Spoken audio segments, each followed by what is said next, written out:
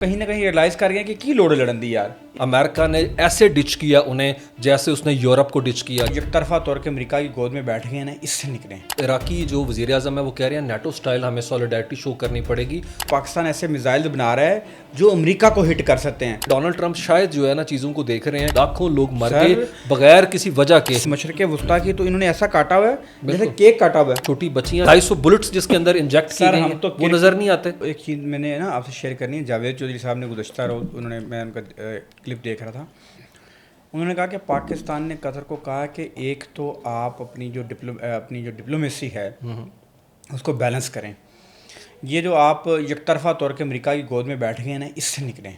आप रशिया के साथ मामलात को हल्का फुल्का छेड़ें, आप चीन के साथ करें, बैलेंस लेके आएँ अपनी डिप्लोमेसी फॉरेन पॉलिसी में। एक तो पाकिस्तान ने ये सजेस्ट किया। दूसरा, मैंने जावेद चौधरी साहब को सुना, उन्होंने कहा जी उन्होंने कहा जी भाजी ਤੁਹਾਨੂੰ ਕੁਝ ਨਾ ਕੁਝ करना पैना इसराइल के खिलाफ, वरना गल बननी नहीं। सर ये अभी इजलास के अंदर मुश्तरका एलामिया अभी डेक्लरेशन जॉइंट कम्युनिके नहीं आया, लेकिन अगर हम उससे पहले देखते हैं तो इराकी जो वज़ीर आज़म है वो कह रहे हैं नेटो स्टाइल हमें सॉलिडारिटी शो करनी पड़ेगी, वो मैकेनिज़्म बनाना पड़ेगा। पाकिस्तान बात कर रहा है टास्क फोर्स बनाने की, ईरान बात कर रहा है ऑपरेशन रूम बनाने की इस हवाले से। लेकिन यहाँ के ऊपर जो कि पॉइंट जो हम मिस नहीं कर सकते वो है मिडल ईस्ट की तमाम कंट्रीज़ का मिलिट्री डॉक्ट्राइन। वो क्या है? वो है अपनी जो डोमेस्टिक सिक्योरिटी उसे प्रिजर्व करना। इन्होंने रीजनल के लिए कुछ काम नहीं किया। तो जो आप बात कर रहे हैं मेरे ख्याल में वो परसेप्शन डेवलप हो चुकी है। और let me make my point यहाँ के ऊपर कि डीप कट आया है अमेरिका का और मिडल ईस्ट की तमाम जो उनका स्ट्रेटेजिक पार्टनरशिप का पूरा अपना कह लें फ्रेमवर्क था उसके अंदर है। अमेरिका ने ऐसे डिच किया उन्हें जैसे उसने यूरोप को डिच किया, जैसे उसने कनाडा को डिच किया, जैसे उसने हालिया इंडिया को डिच किया।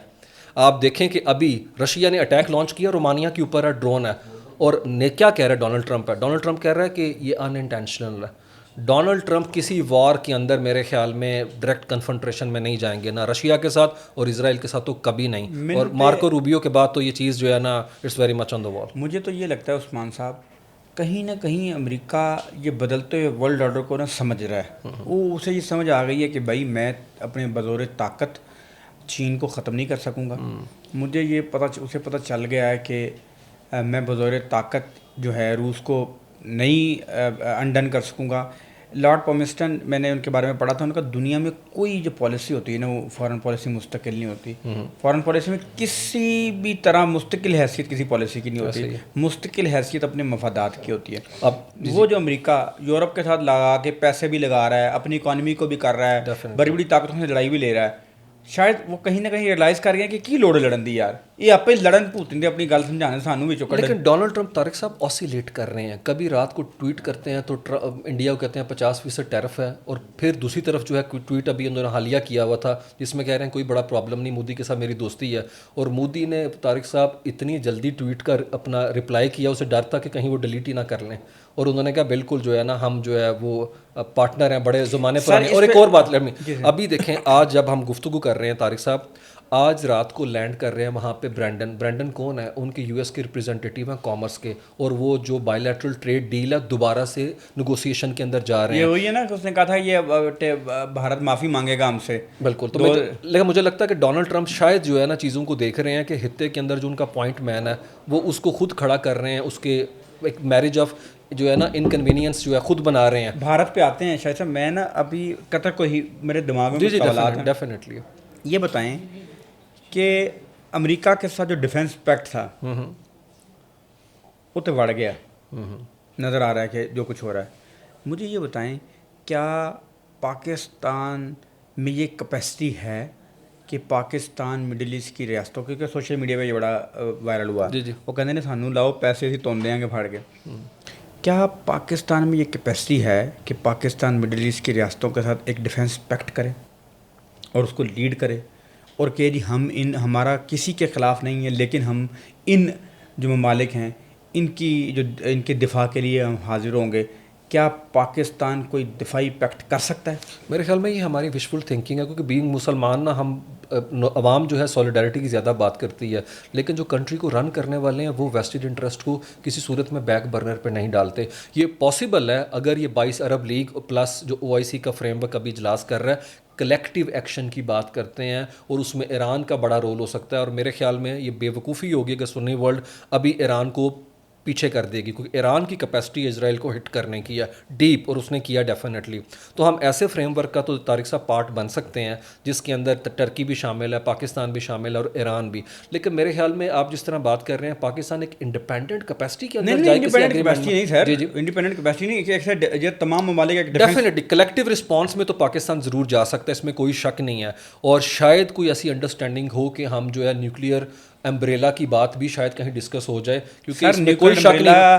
ابھی جو نیوکلیئر امبریلا, بنگلہ دیش بھی بات کر رہا تھا نیوکلیئر امبریلا پاکستان کی چاہیے, لیکن اس ساری ہم ایکویژن کے اندر امریکن پریشر کو کسی صورت میں رول آؤٹ نہیں طارق صاحب کر سکتے. سر میں عرض کرتا ہوں, پاکستان ایک ایسے وقت میں جب IMF کا قرضہ ہمارے اوپر ہے, تو میرے خیال میں ہمیں we need to put things into perspective. جی سر, میں وہ آپ سے ڈسکس کرتا ہوں. یہ جو نیوکلیئر ڈیل کی آپ نے بات کی نا 2015 میں, جس وقت ایران کے حوالے سے معاہدہ کر لیا, امریکہ نے ایران کے ساتھ معاہدہ کر لیا, اس وقت سعودیز بڑے پریشان تھے. اس وقت جو پوری دنیا کے میڈیا پہ خبریں آئیں نا, UK میگزین ہے دی سنڈے, میں اگر غلط نہیں ہوں, اور نیوز نائٹ ہے, نیوز بیٹ پروگرام ہے اس کا, BBC کا پروگرام ہے. ان دونوں پروگراموں میں بڑے ڈیٹیل سے ڈسکس ہوا کہ سعودیز یہ امریکنس کو کہتے پھرتے تھے کہ بھائی جان اگر ایران نے ایٹم بم حاصل کر لیا تو بہر طور ہم بھی ایٹم بم حاصل کر لیں گے. اور دنیا میں جو انٹیلیجنس کے لوگ تھے, ایک وزیر خارجہ تھا UK کا, اس نے باقاعدہ یہ کہا کہ سعودیز نے بہت زیادہ انویسٹمنٹ کر رکھی ہے پاکستان کے نیوکلیئر ایسٹس پہ. یہ جو رپورٹ ہوا ہے, رپورٹڈ فیکٹس ہے, میں جو آپ سے شیئر کر رہا ہوں. اچھا, اس پہ میں جواب دیتا ہوں آپ کو. میں اس میں نا کچھ چیزیں آپ سے ڈسکس کرتا ہوں, پھر آپ اس کا جواب دیجیے گا نا.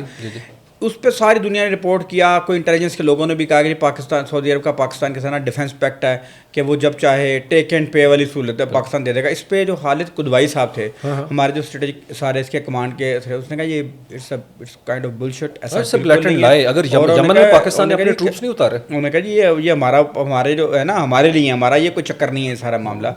یہ شام نیریٹیو ہے جو وہ پیڈل کرتے رہتے ہیں. لیکن جو بات آپ نے کی نا کہ ہم اگر نیوکلیئر امبریلا دینے کی پوزیشن میں اس لیے بھی نہیں یہاں کے اوپر, کیونکہ امریکہ نے, یہ بائیڈن نے اپنے جو آخری جو کوارٹر تھا اس کے اندر پاکستان کی ان میزل اپنا کمپنیز کے اوپر جو ٹیکنالوجی ایکوائر کر رہی تھی رینج بڑھانے کے لیے, اگر آپ کو یاد ہو پچھلے سال کی خبر ہے, نہیں اسی سال کی خبر ہے سر, اس سال کے سٹارٹ میں شاید ہے. جی سر, یہ خبر ہے آج, لیکن میرے خیال میں ٹرمپ سے پہلے کے رجیم میں تھے, شاید دسمبر کے کسی ٹائم فریم کے اندر انہوں نے پابندی لگا دی تھی کہ یہ رینج نہ بڑھائیں. انہوں نے کہا جی کہ وہ یہاں تک بات سامنے آئی تھی امریکن آفیشیل کی جانب سے کہ یہ ایسے پاکستان ایسے میزائل بنا رہا ہے جو امریکہ کو ہٹ کر سکتے ہیں, انٹر کانٹیننٹل بیلسٹک میزائل. لیکن میرے خیال میں اگر وہ اسرائیل تک بھی پہنچ جائیں تو میرے خیال میں وہ بھی امریکہ کے انٹرسٹ کو اتنا ہی ڈیمیج کر سکتے ہیں. لیکن میں بتاؤں, یہ ہماری خواہش تو ہو سکتی ہے, لیکن گیون سرکمسٹانسز میں, اور پھر جس طرح سے یہ نیشن اسٹیٹ کانسیپٹ کا ہی بڑا پرابلم ہے طارق صاحب, ہمیں اس پہ بھی بات کرنی چاہیے کہ پورا یورپ جو ہے یہ 1648 میں ٹریٹی آف ویسٹ فیلیا کے اندر نیشن اسٹیٹ کا کانسیپٹ لے کے آ گیا